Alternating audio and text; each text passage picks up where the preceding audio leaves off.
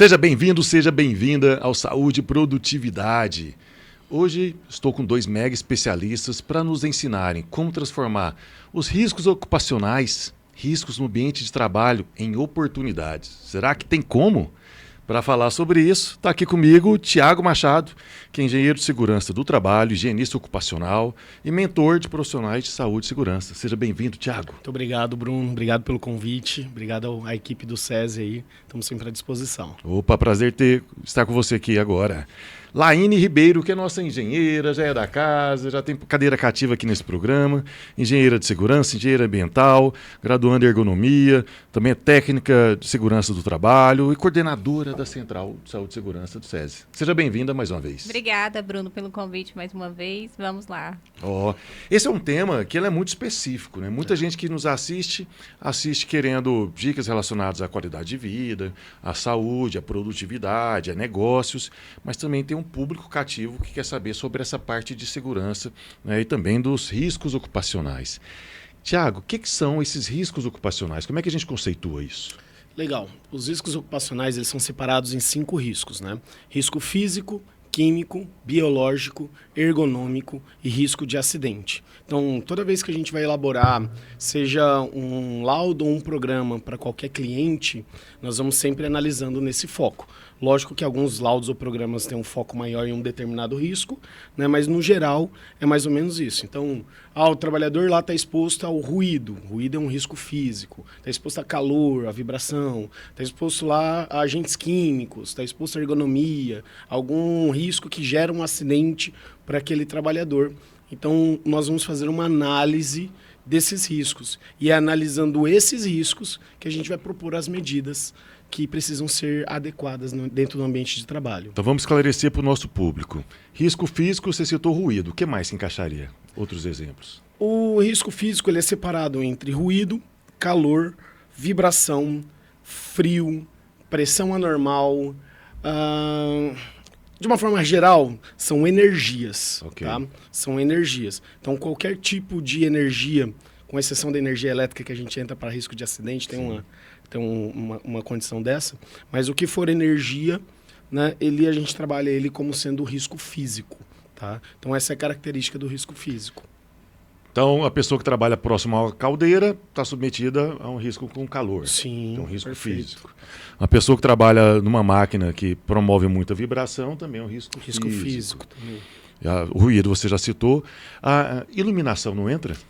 A iluminação, ela não entra nos riscos ocupacionais. A iluminação, ela vai entrar dentro da ergonomia, também faz parte dos riscos ocupacionais ali, mas ela é bem específico dentro da ergonomia e ela é para avaliar conforto. Tá? Então, a gente vai trabalhar conforto relacionado à iluminância. Então, quando a gente entra dentro da ergonomia, a gente analisa algumas condições de conforto, que é conforto auditivo, conforto acústico, tá? Conforto térmico e o conforto da iluminância também. Está relacionado à ergonomia, pode gerar algumas consequências no trabalhador, mas ele afeta mais questão de produtividade do trabalhador mesmo dentro do ambiente de trabalho. Então, diretamente, não está ligado a doenças ocupacionais, por isso que em tese não é risco ocupacional. Por isso que a gente trabalha dentro da ergonomia como conforto. De forma indireta, ele pode sim gerar algumas consequências. Trabalhador mais estressado, pode trabalhar com posturas mais inadequadas. E de forma indireta, ele impacta em questão da ergonomia nas doenças relacionadas à ergonomia. Diretamente, ele não está ligado. Entendi, foi bastante didático. Gostei de compreender isso. Então vamos falar com o ergonomista.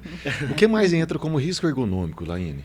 Nós temos avaliações do posto de trabalho, né? As cadeiras, mobiliários, entra na parte de ergonomia. É necessário, sim, fazer avaliação desses riscos ergonômicos, né? Para a gente não ter ali doenças voltadas, né? À muscular, a atividade repetitiva, né? Entra como um risco ergonômico. Então, é interessante fazer o estudo das atividades na produção, na linha de produção, um ambiente administrativo, para ver se tem ali uma atividade repetitiva, um mobiliário inadequado, para a gente poder melhorar esse ambiente de trabalho, criar procedimentos, né?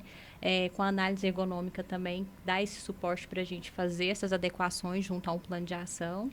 E é isso. E os riscos ergonômicos, que são calculados ou aferidos, né, por vocês. Isso é diferente de uma análise ergonômica do trabalho. Qual que é a diferença?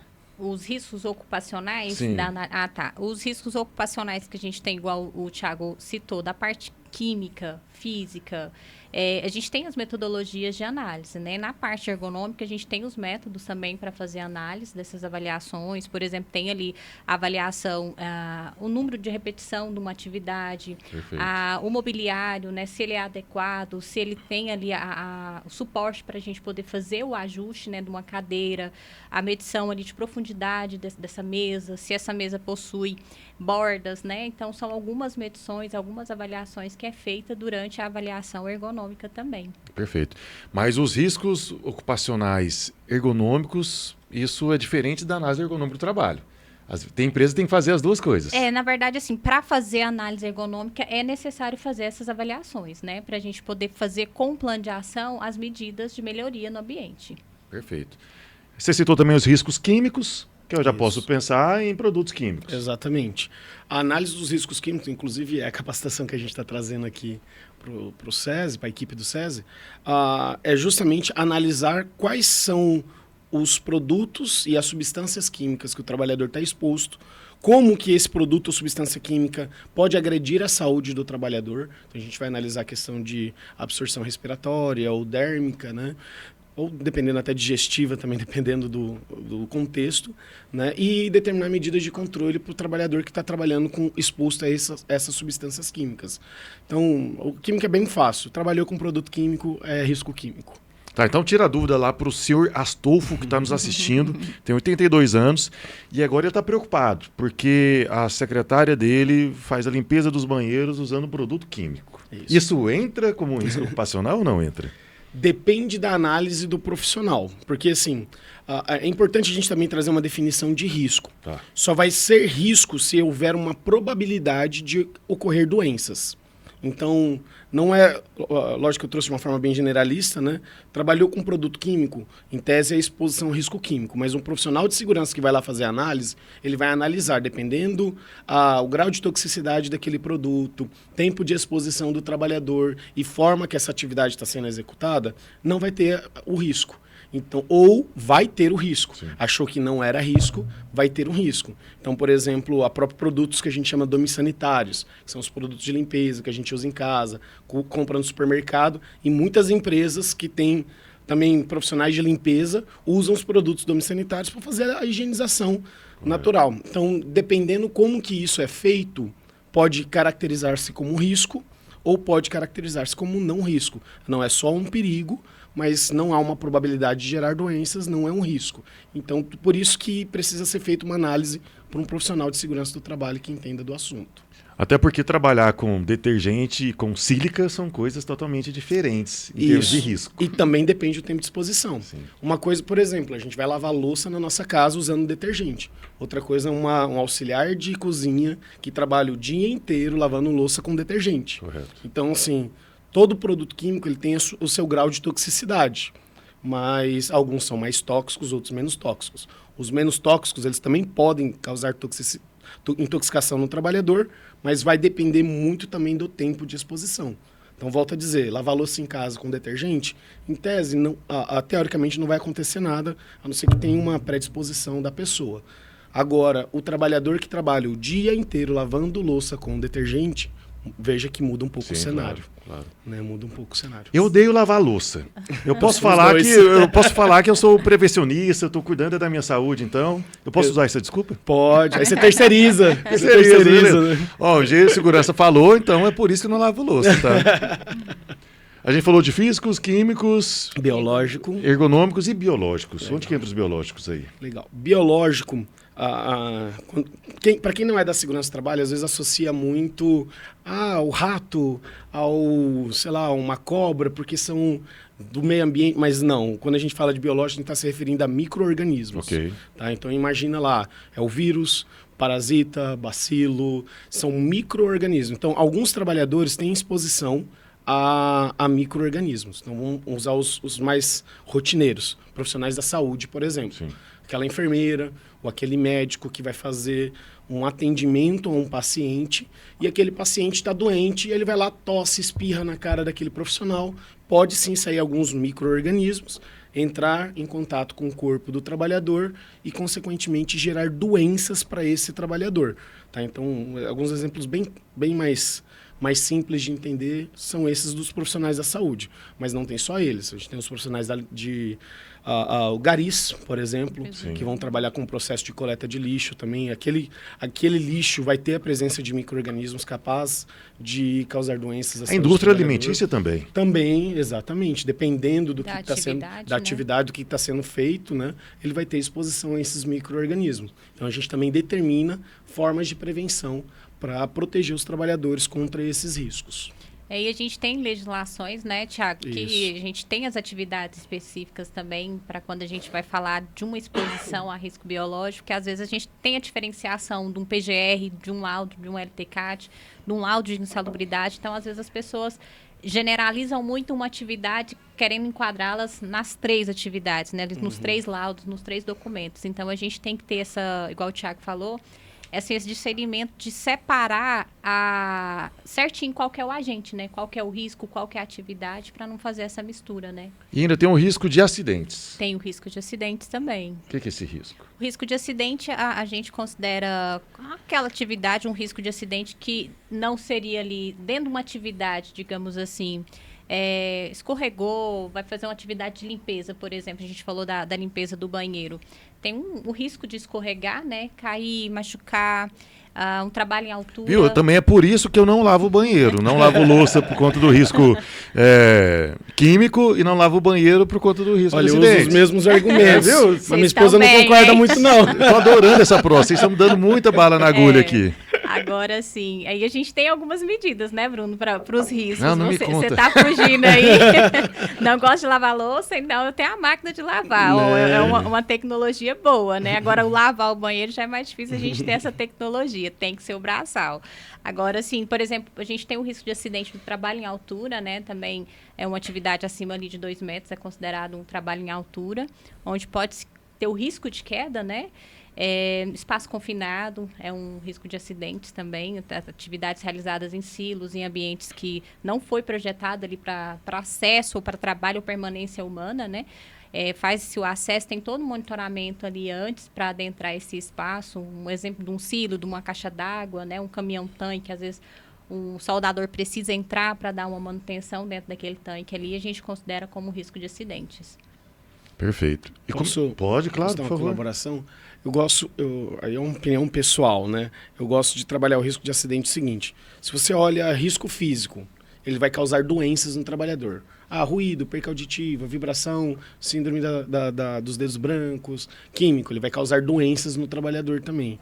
Ergonômico, vai causar doenças. Biológico, vai causar doenças. E acidente, vai causar acidente. Sim. Ou seja, vai haver uma lesão no trabalhador. Então, assim, até o nome acidente, às vezes, tudo que a gente analisa, o trabalhador pode machucar, risco de acidente. Pode machucar, risco de acidente. Então, às vezes, é a forma que nem eu falei, isso não está em nenhuma literatura de segurança do trabalho, mas é uma forma, assim, que, para mim, eu consegui entender melhor esse conceito de acidente. Associação mais fácil, né, Thiago? Exatamente. Verdade. Perfeito. E aí me conta, tem aquelas empresas que não tem grau de risco, que não tem risco. Mas, poxa, toda empresa tem em algum momento um risco ergonômico, risco de acidente. Como é que fica isso? Olha, é aquela condição que eu falei. Todo risco gera doença ou acidente. Tá? Ou melhor, tem a probabilidade de gerar doença ou acidente. A partir do momento que eu tenho medidas de controle, elimina-se essa probabilidade. Então, a gente controlou o risco, o trabalhador está protegido, então não é para o trabalhador ficar doente. Então, a mesma coisa a questão dos riscos ergonômicos também. Se eu falo que tem um risco ergonômico, existe uma probabilidade do trabalhador ficar doente. Mas se eu tenho toda a parte ergonômica trabalhada, bem adequada, eu não tenho mais essa probabilidade do trabalhador ficar doente. Então, se você perguntar, Thiago, você acredita em empresas que têm trabalhadores sem exposição a risco? Eu acredito. Desde que haja as medidas de controle de forma correta. Geralmente a gente associa a escritórios, a postos Isso. administrativos. Exatamente. Mas vamos pegar um exemplo de uma loja de shopping, em que a vendedora trabalha o dia todo sob um salto. Uhum. E em alguns momentos ela tem que subir uma escada que geralmente é apertadinha, às vezes circular, e tem que pegar a mercadoria, desce a mercadoria. Obviamente você não fez análise lá, mas com esse relato, com essa descrição, você acha que mesmo assim seria uma empresa que poderia não ter risco? Dependendo, sim. Porque assim, que nem você falou, pô, Thiago, uma escadinha apertada, como que é esse degrau? Tem normativo, tá seguindo uma NBR de construção de escadas, tem um espaçamento correto, tem um espelhamento correto, tem os corrimões na altura correta. Então, se tá tudo correto, a probabilidade de haver um acidente é mínima. Agora, por exemplo, que nem eu já vi, foi até legal você citar, porque minha mãe trabalhou por muitos anos em loja de shopping. Então, lá tinha uma escada, aquela escada em caracol, cara, mas era curta, os degraus totalmente fora de norma. Então, cara, a probabilidade de uma pessoa cair dali é muito grande.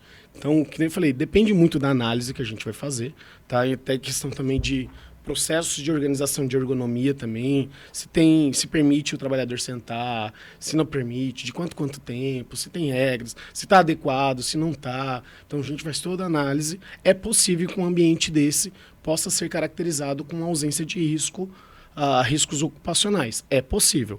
Agora, na maioria dos casos, não é, porque às vezes não tem alguma medida de controle. Mas às vezes, pequenas adequações é possível você adequar o ambiente de trabalho para que a gente comprove a ausência de risco. Compreendi.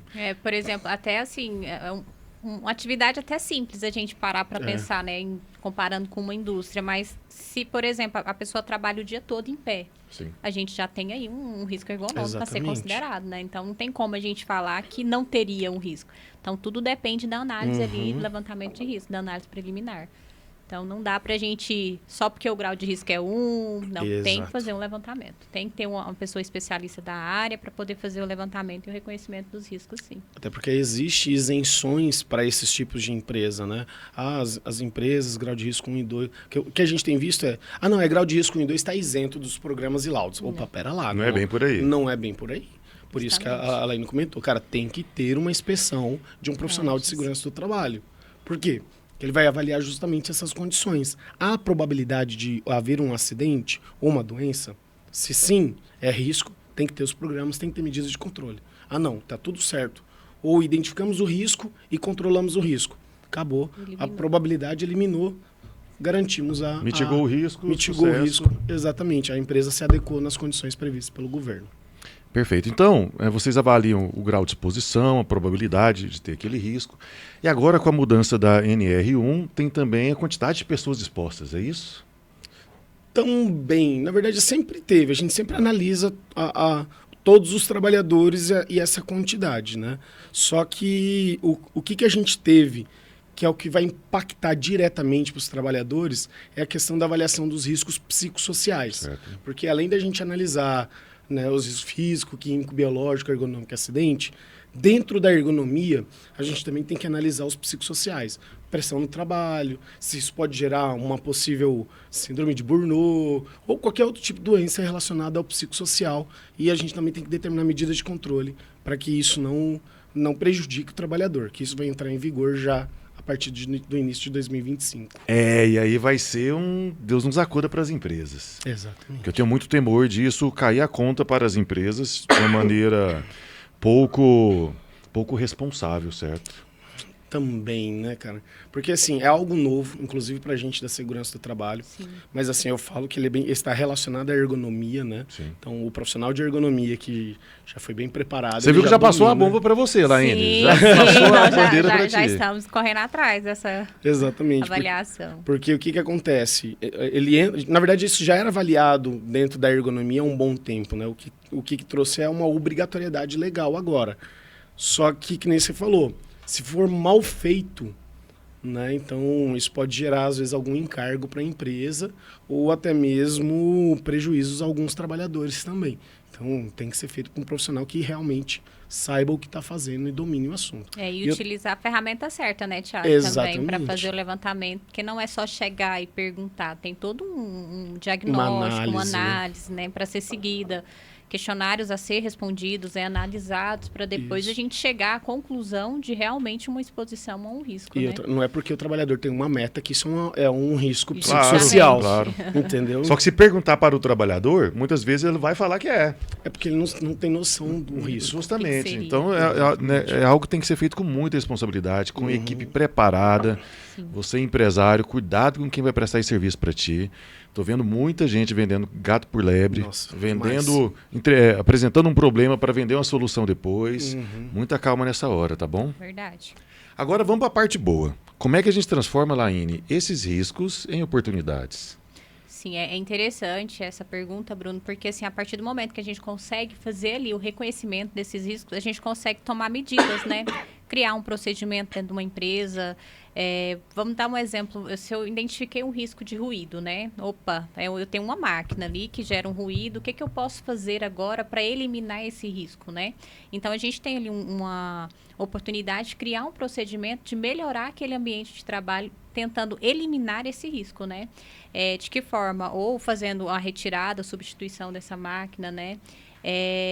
Se você tem uma máquina que gera um risco de acidente, a gente tem a oportunidade de fazer uma adequação, de comprar um equipamento mais seguro, entrar com medidas mesmo de proteção, né? Para eliminar, ou quando não conseguir eliminar 100%, porque dependendo do maquinário, não dá para ser substituído, mas dá para ser adequado, né? Dentro da NR12 ali, Perfeito. garantindo a segurança do trabalhador. Então, é interessante, sim, fazer esse reconhecimento para a gente poder ter a mitigação, né, desses riscos do ambiente de trabalho. Como é que vocês fazem na prática esse reconhecimento? A gente faz o levantamento de campo, vai na empresa, né, conhece todo o processo de produção, conversa, faz entrevista com os trabalhadores para entender a rotina de trabalho, olha maquinário. Normalmente, assim, quando a gente fala de ruído é até mais fácil. Você chegou num local, tem um ruído ali, tem um maquinário, a gente já consegue identificá-lo. A avaliação química já é um pouco mais complexa, que a gente tem fichas para avaliar, né, a FISP, que hoje a gente está sendo adequada o nome. Que a FISP é a ficha dos produtos químicos. Ficha de segurança de produtos químicos, isso. Agora vai passar para a FDS, né, Thiago? Isso. Então, está sendo adequada, mas ela ali é como se fosse o currículo do produto químico, pode-se dizer. Então, ali a gente tem toda a composição química dos agentes para a gente poder analisar e verificar qual que é a frequência de uso desse trabalhador com esse produto químico. Vou considerar isso como um risco mesmo? Se é um risco, eu preciso quantificá-lo para a gente saber ali a intensidade, né, que ele está presente no ambiente de trabalho, para a gente vir com os procedimentos para sugestão de um PPR, que é um programa de proteção respiratória, né, para poder sugerir um respirador para a proteção do trabalhador ali a essa exposição do produto químico. E para os outros riscos, a gente tem essa mesma conduta, né, de fazer o levantamento, todo reconhecimento do risco junto ao trabalhador, né, junto a um representante da empresa, para depois a gente sugerir, né, dar sugestões de melhoria no ambiente de trabalho para manter ali um trabalho seguro e garantir a produtividade também dentro da empresa. Perfeito. Algum outro exemplo, como a gente transforma risco em oportunidade? Eu tenho um exemplo prático que eu vivi alguns anos atrás. Antigamente eu prestava serviço numa mineradora de calcário, né? E exposição de poeira enorme. Então, para quem já prestou serviço em mineradora de calcário sabe, cara, é muita poeira, muita poeira. Consequentemente, gera um risco para o trabalhador.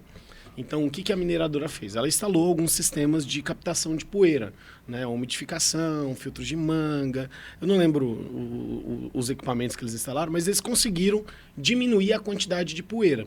O que aconteceu? A indústria de calcário, mineradora de calcário, produz calcário. Aquela poeira é o quê? É calcário. Ou seja, é dinheiro sendo jogado fora e saindo para fora. Então, quando eles fizeram isso, o que aconteceu? Diminuiu a quantidade de poeira, diminuiu o risco para o trabalhador e aumentou a produtividade da empresa. Reduziu o desperdício da matéria-prima.